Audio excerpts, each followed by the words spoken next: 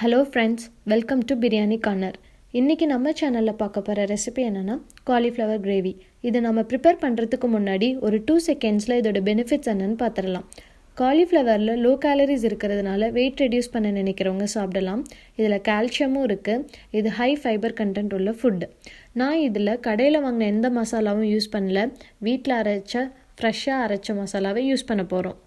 இதுக்கு தேவையான பொருட்கள்: 1 கப் காலிஃப்ளவர். அந்த காலிஃப்ளவரை சின்னதாக கட் பண்ணி சுடு தண்ணியில் 5 மினிட்ஸ் போட்டு வச்சுக்கோங்க.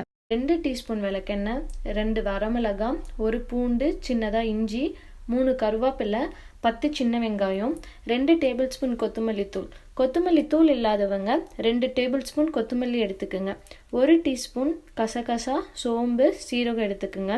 2 பட்டை, கிராம்பு, 3 மிளகு எடுத்துக்கோங்க. அப்புறம் 3 டேபிள் ஸ்பூன் தேங்காய், தேவையான அளவு உப்பு, 1 டீஸ்பூன் மஞ்சள், 1/2 வெங்காயம் சின்னதாக நறுக்கிக்கோங்க, 1/2 தக்காளி எடுத்துக்கோங்க. இப்போ மசாலா ப்ரிப்பேர் பண்ண போகிறோம். கடாயில் எண்ணெய் ஊற்றிக்கோங்க. சின்ன வெங்காயம், வரமிளகாய், கருவேப்பிலை, பூண்டு, இஞ்சி போட்டு நல்லா ஃப்ரை பண்ணுங்க. இது கொஞ்சம் நல்லா ப்ரௌனிஷ் ஆன உடனே மிதமான ஹீட்டில் நம்ம எடுத்து வச்சுருக்க அந்த மசாலா ஐட்டம்ஸ் எல்லாம் ஆட் பண்ணுங்கள்.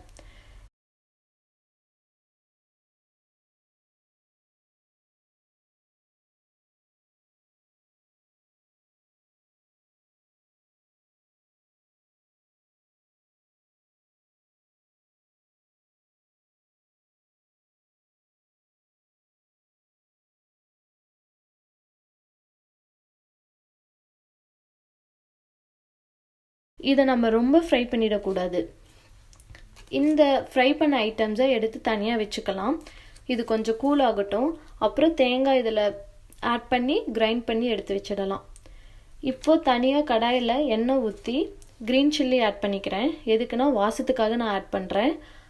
அரை வெங்காயத்தை ஆட் பண்ணிக்கலாம். கொஞ்சம் உப்பு போட்டுக்குங்க. அப்போ தான் சீக்கிரமாக வெங்காயம் ஃப்ரை ஆகும். இது கோல்டன் கலர் ஆன உடனே தக்காளி ஆட் பண்ணிடலாம். இதில் கொஞ்சம் மஞ்சத்தூளும் உப்பு ஆட் பண்ணிக்கோங்க. அப்போ கடாயில் தக்காளி அடி பிடிக்காமல் இருக்கும். ஒரு 2 மினிட்ஸ் இதை நம்ம மூடி வைப்போம். தக்காளி ஸ்மெல் போயிடுச்சுன்னு நினைக்கிறேன். இப்போது காலிஃப்ளவர் ஆட் பண்ணிக்கோங்க. கொஞ்சம் தண்ணியும் ஆட் பண்ணிக்கோங்க. நல்லா காலிஃப்ளவர் வேகணும். இப்போ நான் ஒரு 5 மினிட்ஸ் க்ளோஸ் பண்ணி வச்சிடுறேன். ஓகே, நல்லா வெந்துடுச்சு. இப்போது நம்ம அரைச்சி வச்ச அந்த மசாலாவை எடுத்து இதில் ஊற்றிடலாம். எந்த அளவுக்கு உங்களுக்கு கிரேவி வேணுமோ அந்த அளவுக்கு நீங்கள் தண்ணி ஆட் பண்ணிக்கலாம்.